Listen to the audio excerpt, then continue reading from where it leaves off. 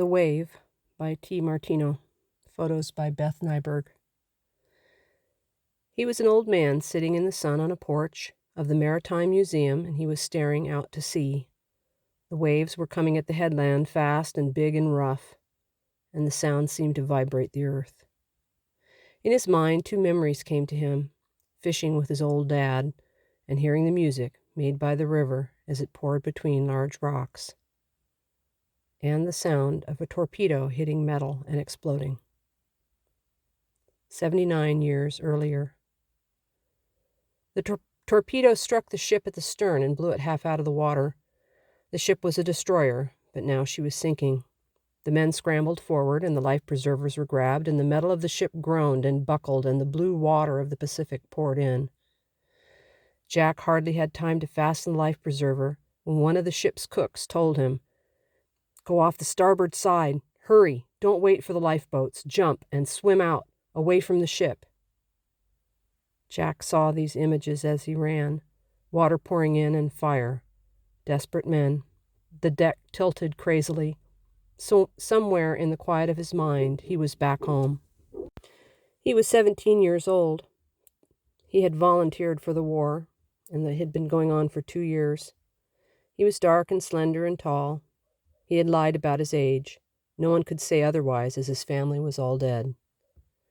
He reached the railing of the ship that was sinking fast, heard the groan of metal and the shouts of the crew.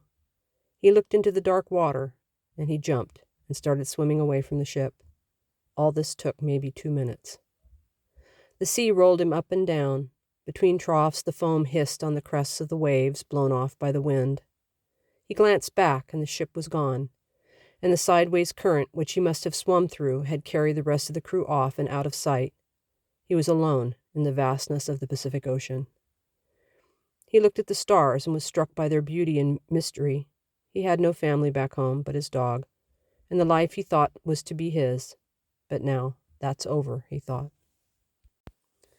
The seas grew big and waves towered over him, and he rolled along the surface water, up the great blue-gray hills and then down.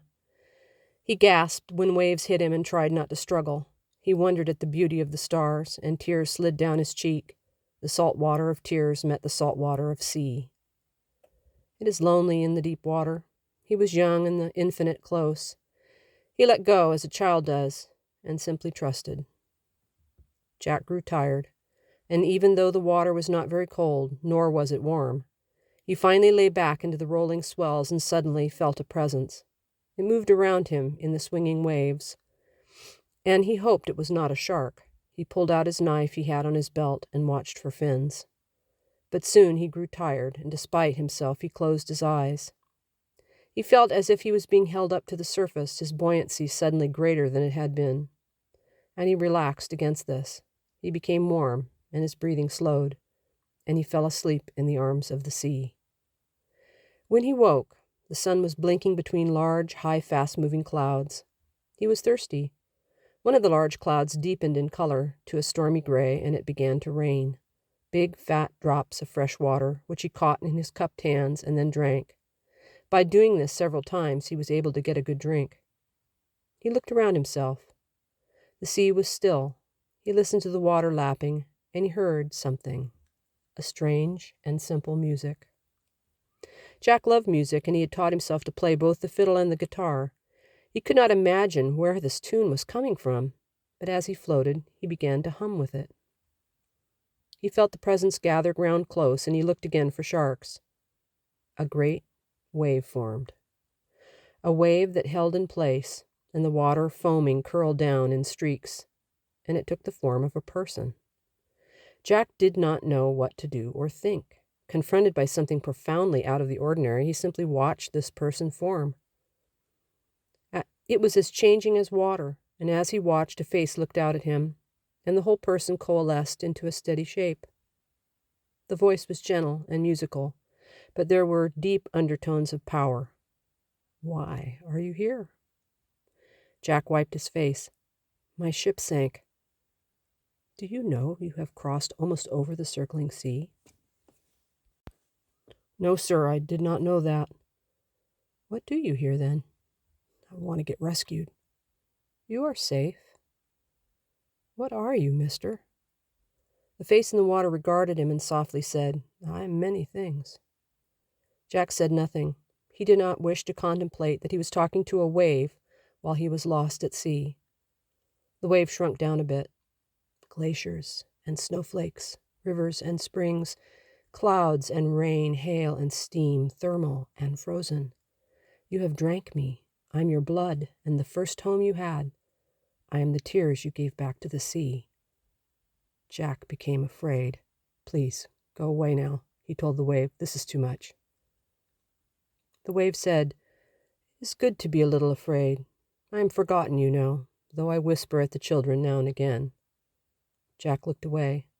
The voice of the wave became softer. "I sang to you when you fished as a boy with your father, and you listened. Many don't hear me now." Jack looked at the wave. "What are you, then?"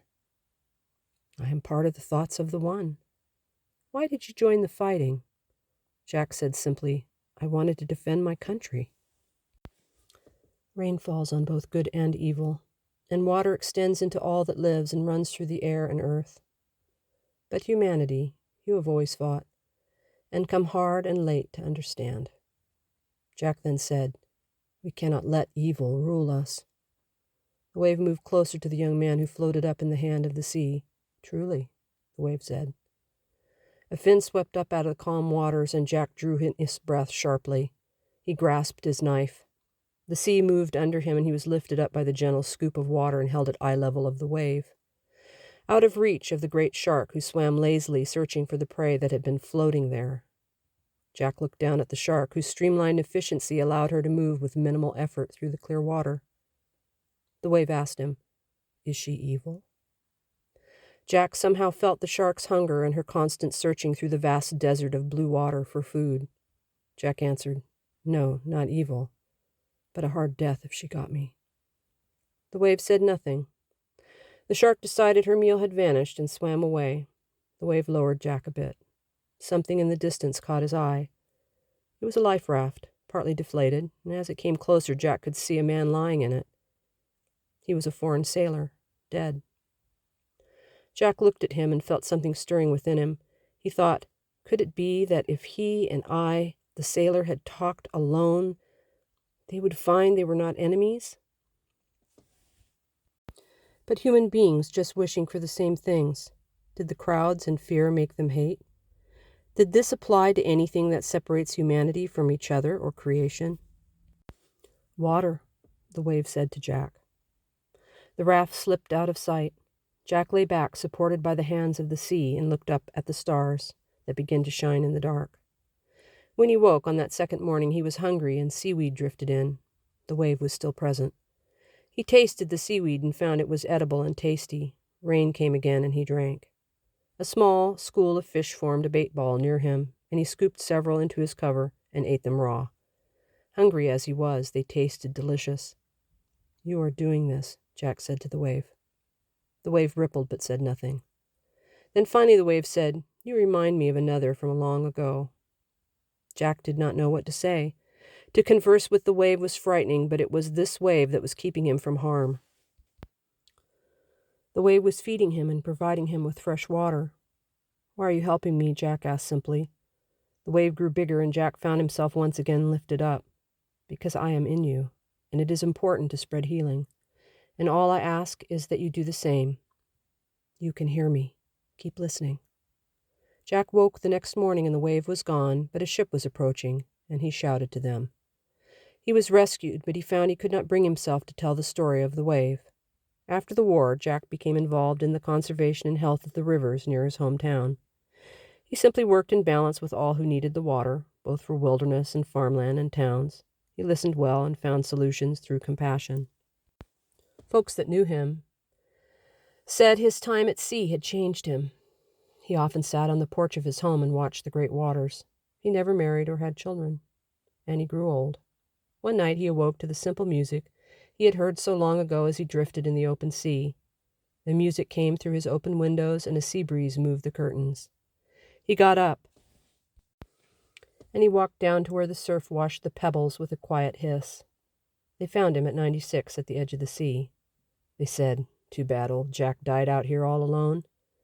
Jack lay where he had fallen. His heart had finally gave out. One hand lay in the peaceful surf that quietly lapped close and brought the music of the waves, and above all the crying of the seabirds as they flew west.